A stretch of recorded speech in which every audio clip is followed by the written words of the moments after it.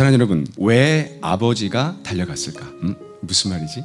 성경의 이야기 중에 우리에게 늘 가장 많이 아는 성경의 비유 이야기가 뭐냐면 돌아온 탕자의 이야기예요. 누가복음 15장에는 세 가지의 비유가 있는데 그 중에서 우리들에게 가장 많이 알려진 것은 돌아온 탕자의 이야기입니다. 탕자가 아버지 돈을 뺏어갔어요. 진짜 이건 죽어도 마땅한 죄예요. 왜냐하면 고대 근동에는 오늘날도 마찬가지입니다만 아버지 재산 좀 주세요라고 말하는 것은 그냥 돈이 좀 계시니까 미리 좀 돌려주세요 이런 말이 아니라 왜 죽지 않으세요? 빨리 죽으셔야 그 재산이 내 건데 라는 말하고 똑같은 거예요. 근데 둘째 아들이 와서 아버지에게 재산 좀 달라는 거예요. 그 얘기는 아버지 왜 안 죽으세요? 안 죽으실 것 같으니까 저 좀 먼저 주세요 라고 말하는 배응망덕 중에 망덕을 한 거예요. 그런데 아버지가 줘요 안 줘요? 줘요. 이게 아버지 마음이에요. 여러분 잘 보셔야 돼요. 아버지가 줘요. 아버지가 주니까요, 아들은 그것을 가지고 나가서 막 쓰고 방탕하게 살다가 거지가 됐어요. 너무 배가 고파서 돼지가 먹는 그 주염 같은 것을 자기도 먹으면서 야, 아버지 집에 가면 이렇게는 먹지 않을 거야 라고 아버지를 생각하고 돌아오는 장면이 누가복음 15장에 나와요. 그런데 그 돌아오는 장면 속에 먼 지척에서 들어오는 아들을 보고 누가 뛰었어요? 아버지가. 아니, 뛰어대면 아들이 뛰어야 되는 거 아니에요? 미안하고 잘못했으면 아버지를 봤으면 아들이 먼저 와서 무릎을 꿇어야 되는 거 아니에요? 근데 아버지가 달려가요. 여러분, 왜 아버지가 달려갔을까? 여기는 한 가지 이해할 점이 필요해요. 고대 근동에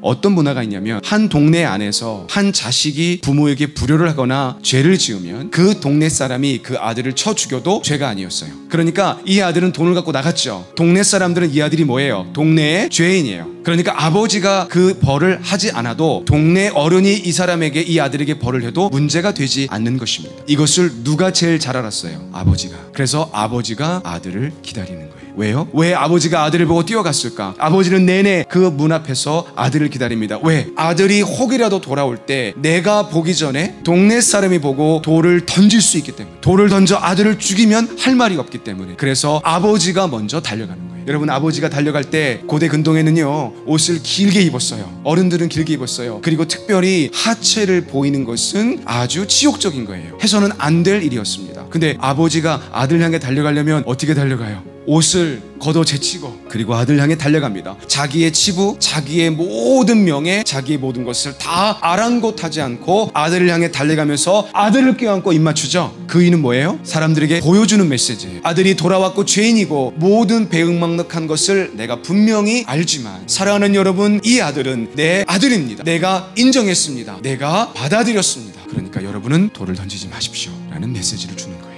그래서 아들이 달려가지 않고 아버지가 달려가는 것입니다.